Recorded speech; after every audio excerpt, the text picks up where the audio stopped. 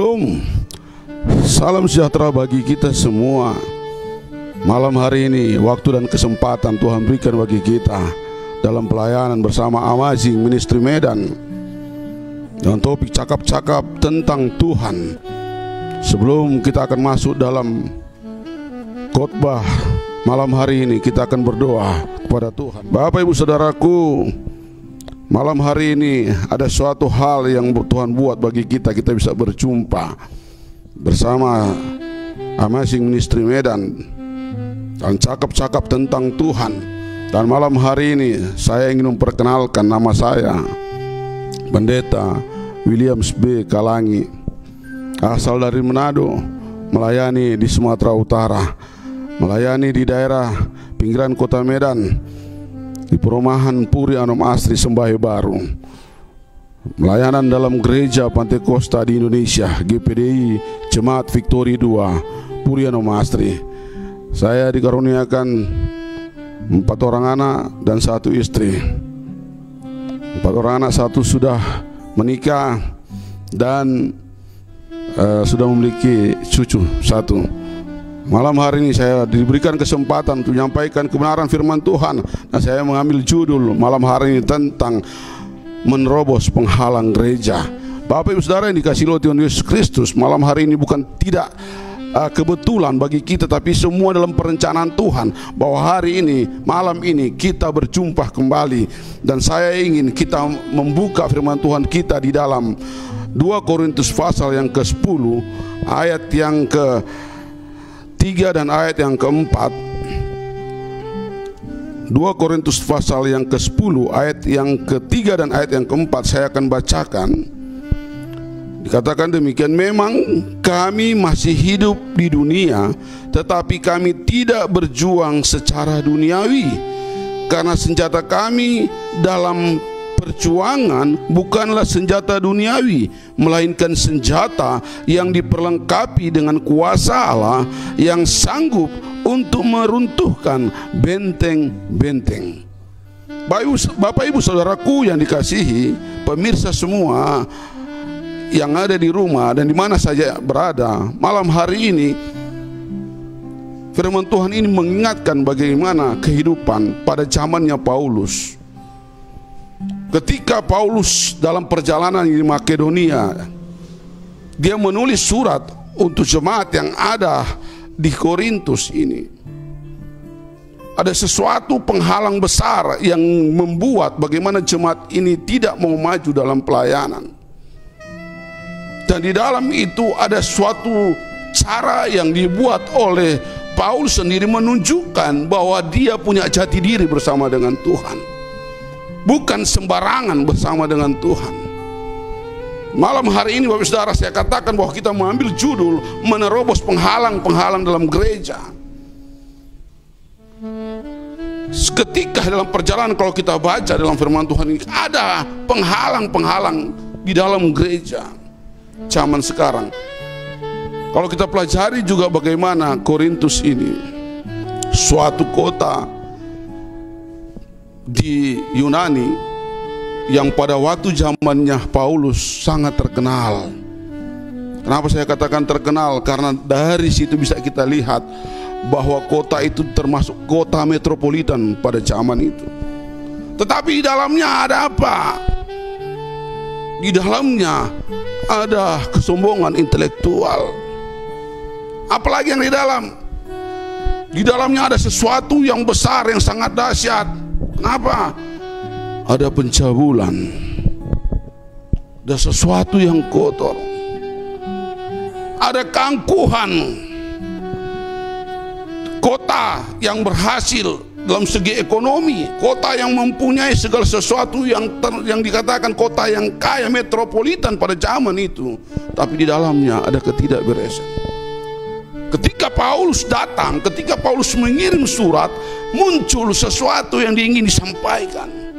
Ada ajaran-ajaran palsu. Bapak Ibu Saudara dikasihi oleh Tuhan Yesus Kristus, kalau kita baca di dalam pasal 10 sampai pasal yang ke-13, ini berbicara tentang bagaimana ajaran palsu yang luar biasa mencoba merasuk, mencoba mengganggu anak-anak Tuhan atau mengganggu orang Kristen pada zaman pada zaman itu, supaya mereka meninggalkan apa yang diajarkan oleh Paulus tentang kebenaran Kristus itu sendiri. Dan ini yang terjadi, pengajaran palsu. Salah satu penghalang dalam pelayanan pekerjaan Tuhan, salah satu penghalang bagaimana kita melihat pengajaran itu juga muncul sampai saat ini adalah pengajaran palsu. Kenapa saya katakan pengajaran palsu, Bapak Saudara dikasih oleh Tuhan Yesus Kristus? Pertama, karena ingin menggunakan cara sendiri, bukan caranya Tuhan. Menggunakan cara sendiri. Bagaimana kita mengatakan mereka menggunakan cara sendiri? Kita sudah pelajari mereka intelektual, dia tidak memandang sesuatu itu. Mereka coba memperalat supaya menjatuhkan Paulus, karena mereka tahu bahwa Paulus itu orang yang hebat pada zamannya. Dan ini yang terjadi. Dan Paulus menghadapi beban itu. Sungguh berat beban yang harus Paulus hadapi, harus dipikul. Bagaimana dalam pelayanan terhadap jemaat Korintus yang ada, sampai mereka merasa bahwa mereka sepertinya pintar dalam hal ini, menyampaikan. Bahasa Medannya digosok sana, digosok sini, dia dihasut sana, dihasut sini, supaya mereka meninggalkan pelayanan. Paulus harus memikul beban tambahan. Dia harus ada tuduhan-tuduhan disampaikan kepada dia, supaya jemaat itu semua meninggalkan pelayanan yang sesungguhnya. Dan dari Makedonia dia sampaikan surat itu. Dia sampaikan surat ini. Cara pandang kita melihat keadaan sekarang, Bapak Saudara, kita bisa melihat belum tentu benar dengan pandangan mata kita, benar juga di hadapan Tuhan. Tapi yang paling utama di dalamnya ada suatu kuasa, bukan cara kita sendiri, pola pikir kita sendiri. Banyak pengalaman dalam pelayanan Bapak Ibu Saudaraku yang dikasih oleh Tuhan Yesus Kristus yang kami hadapi sebagai hamba-hamba Tuhan. Kadang kami berpikir ketika menjalani itu sudah pas, tetapi ketika perjalanan waktu, waduh, ada masalah, ada tantangan yang besar, seakan-akan bisa melemahkan kami untuk melangkah sebagai hamba Tuhan. Tetapi kami percaya bahwa cara kami itu hanya sekedar saja. Manusia mengira-ngira jalan. Kami juga sebagai hamba Tuhan, saya sendiri mengira-ngira jalan, wajar. Tetapi Tuhan yang menentukan. Apa yang kita inginkan Tuhan menentukan, bukan kita. Orang sekarang coba melihat hal demikian. Bagaimana pelayanan ini bisa berkembang pakai pikiran sendiri, bukan caranya Tuhan. Paulus menghadapi hal ini pakai caranya Tuhan. Yang kedua, bagaimana pengajaran ini gereja gagal karena apa? Konsep dan pemahaman sendiri. Tidak pakai pemahaman firman Tuhan, tapi pakai pemahaman sendiri. Tidak mengerti apa maksud dan kehendak Tuhan. Ketika datang berbicara, seenaknya saja menyampaikan sesuatu. Benar menurut kita, belum tentu benar menurut Tuhan. Apalagi tidak menerima. Ada penolakan di dalam, ada kecemburuan, ada iri hati di dalam. Ajaran-ajaran yang ini yang membuat akhirnya terjadi pergesekan-pergesekan di dalam kekristenan, di dalam jemaat Tuhan. Saling bergesekan. Kenapa? Ada hal yang tidak harus diikuti. Ada iri, sakit hati, kecemburuan, tidak mau menerima kebenaran, lebih mengutamakan pribadinya daripada kehendak daripada Tuhan. Dan tuduhan ini juga dialamatkan kepada Paulus. Kenapa? Karena ada pihak yang ingin mempengaruhi jemaat Korintus pada waktu itu agar tidak mau lagi menerima pelayanan Paulus. Mereka berusaha supaya apa? Supaya orang-orang Kristen pada waktu itu jangan lagi mengikuti Paulus. supaya mereka juga tidak terbuka lagi hatinya untuk mengikuti pelayanan Paulus. Ini yang menjadi penghalang. Ini yang menjadi penghalang dalam gereja. Yang kedua, bagaimana orang melihat hal demikian? Penghalang dalam gereja artinya bahwa tidak mau keluar dari zona nyaman, zona aman. Apa saja yang dituduhkan kepada Paulus, Bapak Saudara, sampaikan di sini. Ia dituduh sebagai orang yang hanya keras dan berani dalam surat, tetapi tidak berani atau lemah bila sudah berhadapan muka. Oh, Paulus mengirim surat, mereka sampaikan demikian. Dia hanya berani dengan surat, tegas ini, tapi dia tidak berani berhadapan muka. Wah, orang-orang yang demikian selalu melihat kesalahan, tidak mau keluar dari zona nyaman. Dia hanya mau supaya melihat, oh, aku dihargai, aku dibanggakan, aku sebagai pemimpin, aku sebagai pelayan, aku sebagai ketua ibu ketua ini dan itu. Tetapi dalam perjalanan hidup dia hanya mementingkan diri sendiri, hanya ingin menjatuhkan orang lain, tidak mau keluar dari zona nyaman. Bapak Saudara, banyak sekarang orang datang melayani, dia mau jemaat itu sudah ada 50 orang di dalam, 20 orang di dalam. Dia tidak mau keluar dari zona nyaman. Saya datang mau melayani Tuhan, saya datang mau berkhotbah, begitu saya sampaikan semua sudah ada di dalam. Tetapi kata zona nyaman ini, Bapak Saudara, kita harus keluar dari situ. Kita harus menjadi pelopor untuk orang datang bergereja, orang datang beribadah sebagai orang Kristen. Mari saling mengajak keluar dari zona nyaman. Untuk apa kita datang beribadah kepada Tuhan kalau kita hanya menunjukkan kita siapa, tapi kita tidak mengajak orang lain, kita tidak membawa teman kita, malah kita biarkan. Dia nggak cocok sama aku, si itu tidak cocok sama aku, biar dia nggak usah gereja. Tidak mau keluar dari zona nyaman, mementingkan diri sendiri. Paulus menghadapi demikian, tetapi dia tahu apa yang diinginkan. Apalagi yang dikatakan tidak mau keluar zona nyaman, tidak sanggup membuat terobosan dalam pelayanan, tidak sanggup. Ketika pelayanan itu sudah mulai, pura-pura dia berdiam diri, tidak mau tahu.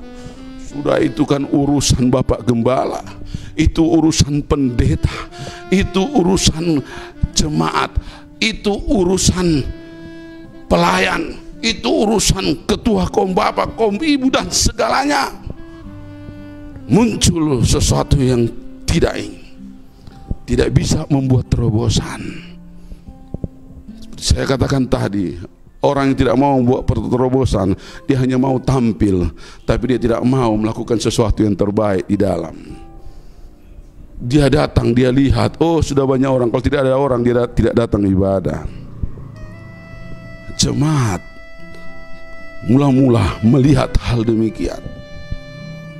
Tapi Paulus menyampaikan ini kepada kita juga, bagi saya dan saudara, Bapak Ibu Saudara yang dikasihi oleh Tuhan Yesus Kristus malam hari ini. Dia ingin menyampaikan bahwa benar kita harus berharap sungguh kepada Tuhan. Kita tidak bisa memandang sesuatu itu pada segi hal yang intelektual. Bukan kita tidak butuh intelektual, tapi intelektual dengan kesombongan menghancurkan segala-galanya. Kenapa ini yang muncul di Korintus? Ada persoalan-persoalan, termasuk pencabulan. Mereka ingin mempersalahkan supaya mereka jangan dipersalahkan. Mereka ingin menjatuhkan Paulus. Mereka ingin supaya orang tidak mau mendengar Paulus. Nggak apa-apa. Perselingkuhan dan sebagaimana yang terjadi. Tetapi satu hal, Paulus tidak pernah gentar dengan itu. Ia juga dituduh menggunakan cara pelayanan yang duniawi. Di dalam 2 Korintus 10 ayat yang ketiga dikatakan, memang kami masih hidup di dalam duniawi, dunia, tetapi kami tidak berjuang secara duniawi. Ini pernyataan daripada Paulus yang sangat jelas, tidak ada batasnya, langsung to the point. Kita hidup di dunia, tapi kita bukan hidup secara duniawi. Apakah hidup secara duniawi itu, saudara? Kita sudah tahu semua. Hal-hal yang tidak berkenan kepada Tuhan tidak bisa kita lakukan dan harus kita jauhkan. Dan ini sangat berarti bagi kita malam hari ini, Bapak Ibu Saudara. Jawaban Paulus terhadap tindakan yang tidak benar itu mengungkapkan kepada kita bahwa Paulus itu punya prinsip bersama dengan Tuhan. Kalau dia pakai secara intelektual dia, mungkin dia bisa kalah. Tapi dia pakai apa? Kuasa Tuhan. Kuasa Tuhan sanggup meruntuhkan tembok-tembok. Bapak Saudara yang dikasih oleh Tuhan Yesus Kristus, apalagi yang ada pada waktu itu sesuatu gambaran, ada penghalang dalam pelayanan. Kenapa? Karena mau melayani, mau menang sendiri. Menang sendiri. Kuasa ilahi yang Paulus dapat dari Allah dalam pelayanan adalah untuk kepentingan kemajuan Injil. Ingat, kepentingan kemajuan Injil dan manfaatnya bagi seluruh jemaat. Tapi orang yang mau senangnya sendiri, dia hanya melihat kepentingan dia pribadi. Aku datang beribadah. Aku datang beribadah hanya ingin menunjukkan aku. Aku datang beribadah hanya menunjukkan siapa aku. Aku punya segala-galanya. Aku punya ini, punya itu, dan punya ini. Ketika aku ingin sesuatu, aku tinggal menyampaikan. Tetapi di dalamnya tidak ada apa-apa. Tuhan bilang itu sebentar saja. Bapak Ibu Saudara yang dikasihi oleh Tuhan Yesus Kristus, malam hari ini saya ingin kita mengerti kenapa maksud daripada firman Tuhan disampaikan kepada kita.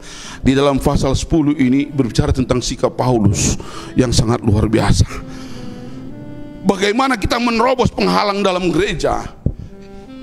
Yang paling utama adalah sikap kita.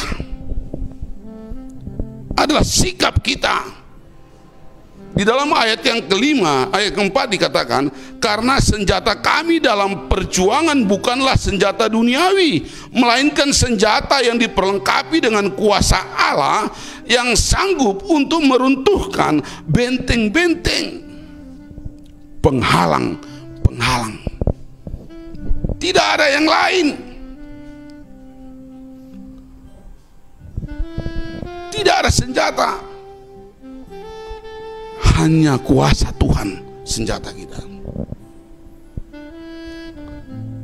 Bapak Ibu Saudara dikasihi oleh Tuhan Yesus Kristus, melayani yang mau enaknya sendiri, dia tidak mempunyai urapan apapun. Dan percayalah, kelihatan seperti bunga itu, ketika dicabut dia, ketika dipetik dia, mekar semekar-mekarnya. Tapi ketika berjalan waktu dia akan layu selayu-layunya dan dia akan kering. Tidak berarti. Karena apa? Tidak mau keluar dari sesuatu yang tidak baik. Di gereja berapi-api, datang beribadah hebat, luar biasa, memimpin pujian, tapi begitu keluar, luar biasa juga. Mulutnya tidak bisa dijaga, pergaulannya berantakan, tidak mau peduli. Ketika ditegur, ketika disampaikan kebenaran firman Tuhan, dia hanya duduk, dia hanya berdiam diri, tidak menerima. Kenapa? Dia tidak mau menaklukkan pikirannya kepada Tuhan. Bagaimana kita bisa menghancurkan dengan kuasa Tuhan kalau pikiran kita saja hanya memakai pikiran pribadi kita? Bukan kita berarti tidak bisa menggunakan pikiran, tidak, tetapi kita harus melandaskan pikiran kita dengan kehendak daripada Tuhan. Bukan ketika ada sesuatu yang diputuskan di dalam pelayanan, dalam gereja dan segalanya, kita langsung berkata, oh tidak, harus seperti ini. Kan benar menurut saya.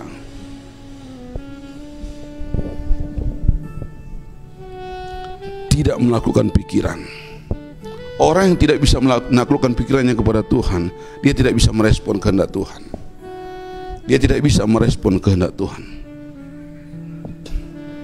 Bagaimana supaya kita bisa merespon kehendak Tuhan? Supaya kita tidak terhambat untuk merespon Injil atau kehendak Tuhan dengan benar, maka kita harus makin bergantung kepada Tuhan dan meminta agar Roh-Nya mengurapi pelayanan kita dengan kuasa dan kemenangan daripada Kristus. Tidak akan mungkin kita bisa melakukan sesuatu, Bapak Ibu Saudara dikasih oleh Tuhan Yesus Kristus. Pengalaman kami bersama jemaat GPD Victory 2 Puriano Maastri, ketika kami membuka pelayanan berapa tahun yang lalu, ada sesuatu yang terjadi. Kami masuk rumah itu sudah gelap gulita, tidak bisa berbuat apa-apa, panas, sampai kami harus cari tempat. Bagaimana ini? Akhirnya ada yang memberikan lampu, tetapi Tuhan bekerja luar biasa. Kami hanya berserah kepada Tuhan. Tuhan kirimkan orang untuk membayar listrik itu sampai tuntas, membayar rumah itu bisa kami gunakan, karena rumah itu sampai berhutang. Tapi kami tahu itu semua karena kehendak Tuhan. Itu semua Tuhan atur supaya kami juga diajarkan bagaimana harus tunduk kepada Allah, menghadapi segala sesuatu, melihat segala sesuatu harus berdasarkan kehendak Tuhan, bukan kehendak kami secara manusia. Bagaimana kita merespon kehendak Tuhan kalau kita tidak tunduk dalam otoritanya Tuhan? Bapak Ibu Saudara dikasih oleh Tuhan Yesus Kristus, bagaimana menaklukkan pikiran itu? Orang tidak bisa menaklukkan pikirannya pada kehendak Tuhan, dia tidak bisa mematahkan atau merubuhkan atau menaklukkan atau menawan atau menaklukkan kehendak daging. Kehendak daging ini besar. Kalau kita tidak menakluk pikiran kita kepada kehendak Tuhan, wah berat. Saya lebih senang begini, kan nggak salah, kan nggak salah. Tapi kita bersyukur ketika Tuhan memberikan kita kesempatan, memberikan kita waktu untuk kita datang beribadah. Kita seperti Paulus. Paulus melihat hal demikian. Apalagi yang menjadi permasalahan di dalam pelayanan pekerjaan Tuhan, Bapak Saudara dikasih oleh Tuhan Yesus Kristus, yang menjadi penghalang yang terjadi pada akhir zaman sekarang ini sama seperti yang Paulus alami, bahwa tidak ada ketaatan dalam kehendak Tuhan, tidak mau taat dalam kehendak Tuhan. Di dalam pasal 10 ini Bapak Saudara, Paulus mengakhirinya dengan menekankan pentingnya ketaatan bagi kita. Ketaatan bagi kita, ketaatanlah yang menjadi akhir atau bukti apakah seseorang itu sesungguhnya milik Kristus atau bukan. Ketaatan kita yang menentukan segala sesuatu. Bagaimana kita mau taat? Baru persoalan kecil kita sudah kasak kusuk, sudah mulai mencari kesalahan sini, kesalahan sana, kesalahan teman, kesalahan pelayan, kesalahan pemimpin, kesalahan gembala, pendeta. Mulai mencari hal demikian. Bagaimana kita akan bisa menunjukkan ketaatan itu? Bagaimana kita menghasilkan ketaatan itu supaya kita berhasil dalam Tuhan? Saudara, Paulus sudah menyatakan itu demikian. Di pasal yang ke-10 sampai 13 dia menyatakan dia harus terjun, dia harus sampaikan itu sebenarnya. Dia harus menunjukkan kepastian dirinya, jati diri dia, sikap dia yang sebenarnya, bahwa dia lebih mengandalkan Tuhan. Dia berkata bahwa dia tidak bisa hadir, dia bisa hadir di situ. Bukan karena dia berkata-kata bukan karena dia mengirim surat makanya dia hanya keras di surat, tidak. Kalau dia hadir juga dia bisa mengatakan yang sebenarnya. Dan kita tahu Paulus orang doktor yang luar biasa, tapi dia tidak menggunakan itu semua. Kenapa? Dia punya pengalaman. Bukan hanya dalam perjalanan dia, kemana dia pergi, dia dikejar, dia ditangkap, dia dipenjarakan. Bukan hanya sampai di situ, sampai duri dalam daging juga yang dialami. Lebih berat yang dihadapi. Tapi dia tidak mau mundur. Dia tahu kuasa Tuhan selalu bersama dengan dia. Tapi dia mempunyai prinsip dalam hidupnya, ketaatan. Ketika dia berkata, yang paling sakit dalam dirinya ketika ada duri dalam daging, tapi dia tahu itu semua Tuhan taruh bagi dia supaya dia kuat, supaya dia semakin taat.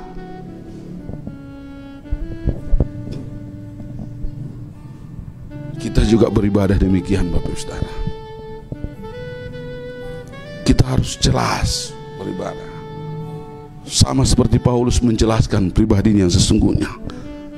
Harus jelas.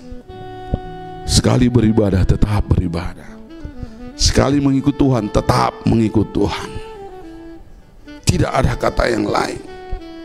Supaya kita nyata dengan ketaatan akan muncul kuasa itu. Di dalam 2 Korintus 10 ayat yang ke-6 dikatakan, dan kami siap sedia juga untuk menghakimi setiap kedurhakaan itu, kedurhakaan bila ketaatan kamu telah menjadi sempurna. Kita bisa melakukan sesuatu yang besar bersama dengan Tuhan. Yang penting kita taat. Semakin kita sempurnakan, disempurnakan menjadi ketaatan yang sesungguhnya bersama dengan Tuhan, kita bisa melakukan hal-hal yang besar. Kenapa? Karena itu disampaikan saat ketaatan jemaat di Korintus menjadi lengkap, Paulus akan menghukum setiap ketidaktaatan. Ini yang disampaikan Paulus. Dan ketaatan adalah ciri pelayan Tuhan. Seorang pelayan dia harus taat. Bukan ketika menghadapi tantangan di dalam pelayanan dia akhirnya mencari celah untuk mempermasalahkan sesuatu. Tetapi hari ini saya ingin sampaikan bagi kita semua, ketaatan bisa merubah segala sesuatu. Banyak orang yang hancur dalam pelayanan, dalam keluarga, dalam bisnis, dalam pekerjaan, dalam segala hal. Hancur kenapa? Kurang ketaatan. Tidak mau taat. Ketika ada tantangan, baik dalam keluarga, dia boleh merasa, aku jangan dulu beribadah. Secara tidak langsung mempersalahkan Tuhan dalam hal ini. Padahal yang terjadi permasalahan pribadi dia. Ada lagi bermasalah di dalam pekerjaan. Ketika dia menghadapi pekerjaan muncul persoalan, padahal dia sendiri yang membuat. Akhirnya dia tidak pernah pergi lagi ke gereja. Dia mempersalahkan gereja. Dan akhirnya dia hancur.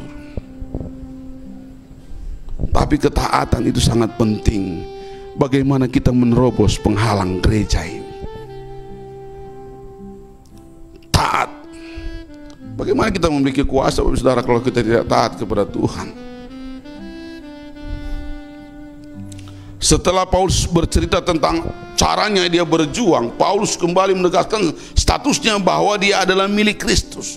Ini kata ketaatan ini bahwa kita menyatakan yang sesungguhnya bahwa kita milik Kristus. Orang yang berkata bahwa saya milik Kristus, bahwa semua yang saya kerjakan, apa yang ada dalam diri saya, pribadi saya, itu semua kehendak Tuhan, bukan kehendak aku. Namanya milik Kristus. Kalau barang yang kita punya, kita bilang milik kita, kemanapun mau kita letak, oke. Mau kita goncang, mau kita buang, itu hak kita. Itulah yang namanya milik. Kalau kita sudah menjadi milik Kristus, ketaatan kita akan dibentuk menjadi milik, suatu milik yang benar dalam Kristus. Apapun yang Tuhan inginkan, kerjakan. Apapun yang ada dalam pelayananmu, kerjakan.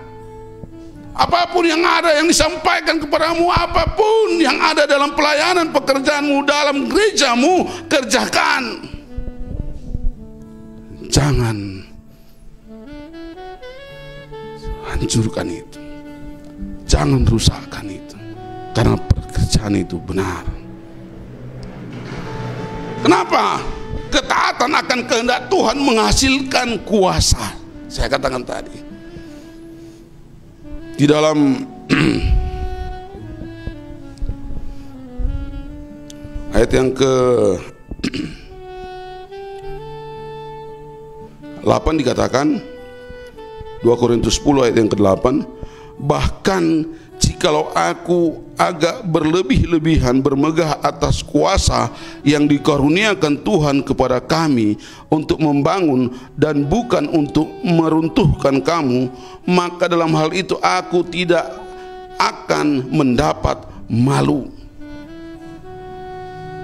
Pernyataan sikapnya yang luar biasa daripada Paulus. Dia menyampaikan ini, bahwa ketaatan itu dalam kehendak Tuhan menghasilkan suatu kuasa, dan dia tidak ragu untuk menyampaikan, dia tidak malu untuk menyampaikan, karena dia tahu bahwa yang dia sampaikan itu semua adalah kehendak Tuhan.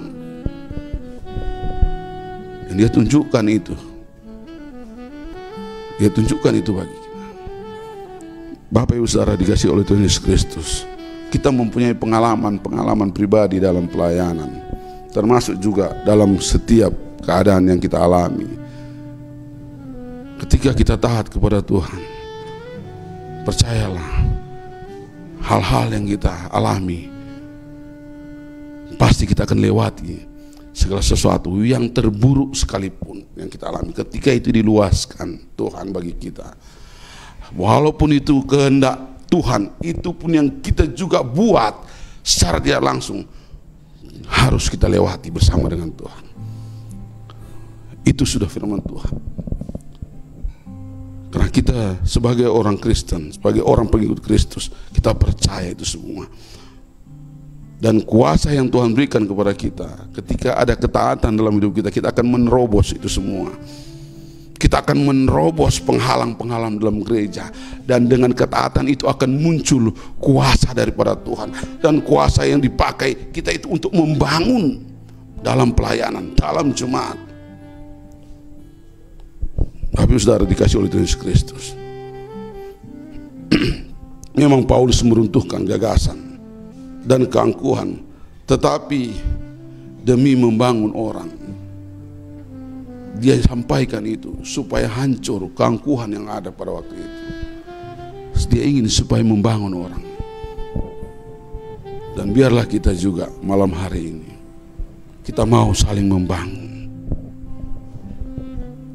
Kalau kita tidak saling membangun, kita disebut bukan pelayan Tuhan, bukan hamba Tuhan. Kita harus saling membangun. Kuasa Tuhan itu akan muncul sendirinya ketika kita taat kepada Dia. Saya mau menyaksikan Bapak Saudara, begitu banyak yang kami alami, tapi kami mempunyai semua jemaat yang luar biasa kepada Tuhan. Ketika mereka datang berkunjung, mereka ada yang suka menyampaikan firman Tuhan, mereka ada yang pintar untuk bernubuat, mereka ada yang suka bermimpi, dan Tuhan lihat ketika mereka bermimpi, ketika mereka sampaikan itu, dan itu memang terjadi. Itu terjadi. Saya sebagai gembala, saya bangga. Tapi saya tahu itu semua Tuhan berikan supaya kami bisa melihat mujizat demi mujizat yang terjadi. Itu semua karena apa? Ketaatan.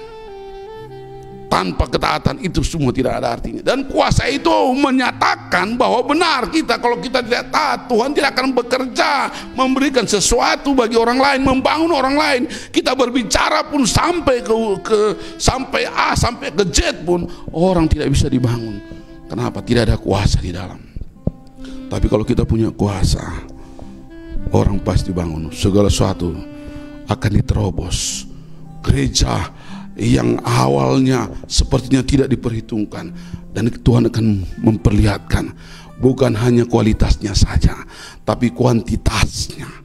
Bukan hanya sekedar dia kecil, tapi dia akan membesar dan besar bersama dengan Tuhan. Karena firman Tuhan berkata, ladang sudah menguning, saatnya dituai. Mari kita bangun terus itu bersama dengan Tuhan. Karena kuasa kita ini akan membangun segala sesuatu. Bapak Ibu Saudara dikasih oleh Tuhan Yesus Kristus, kuasa yang membangun jemaat itu. Paulus juga meyakinkan mereka dengan cara yang sesuai dengan Injil. Paulus bukan hanya sekedar berbicara, tetapi dia menyampaikan sesuai dengan Injil. Dia dapat bersikap tegas karena dia tahu itu adalah kehendak Tuhan. Di mana dia bersikap tegas, Bapak Saudara? Kita baca di dalam ayat yang ke-9 dikatakan, tetapi aku tidak mau kelihatan seolah-olah aku menakut-nakuti kamu dengan surat-suratku, sebab kata orang surat-suratnya memang tegas dan keras, tetapi bila berhadapan muka sikapnya lemah dan perkataan-perkataannya tidak berarti. Tetapi hendaklah orang-orang yang berkata demikian menginsafi, sadar, kata Paulus. Kenapa? Bahwa tindakan kami bila berhadapan muka sama seperti perkataan kami dalam surat-surat kami bila tidak berhadapan muka. Paulus menunjukkan itu kebenarannya sesungguhnya. Dia tidak pandang itu, tapi dia tahu bahwa dia berani tampil karena dia benar dalam hal ini. Dia menunjukkan jati diri dia, sikap dia yang sebenarnya, bahwa dia mengikut Tuhan. Tidak ada yang bisa menghalangi. Kalau kita mengikut Tuhan, ketika kita memiliki kuasa, percaya tidak ada yang bisa menghalangi kita. Segala sesuatu yang kita kerjakan pasti diberkati oleh Tuhan. Tantangan dari luar, tantangan dari dalam keluarga kita, dalam pelayanan kita, dalam rumah tangga kita, pasti akan ditolong oleh Tuhan. Dan kita akan menunjukkan sebenarnya motivasi kita yang sebenarnya dalam pelayanan, kepentingan kita dalam pelayanan seperti apa. Dan percayalah, banyak masalah yang kita hadapi, banyak tuduhan palsu, banyak ajaran yang tidak seperti memprovokasi keadaan, ada fitnah dan segalanya. Tapi kalau kita bersama dengan Tuhan, saya sudah sampaikan tadi, taat kepada Tuhan, ada kuasa yang akan dimunculkan bagi kita, dan kita bisa menerobos semua penghalang-penghalang gereja, penghalang-penghalang dalam pelayanan. Di malam hari ini bersyukur kita akan semuanya itu. Dan biarlah apa yang saya sampaikan malam hari ini bagi kita semua bisa membangun pribadi kita bersama dengan Tuhan. Dan sebelumnya kita akan berdoa kepada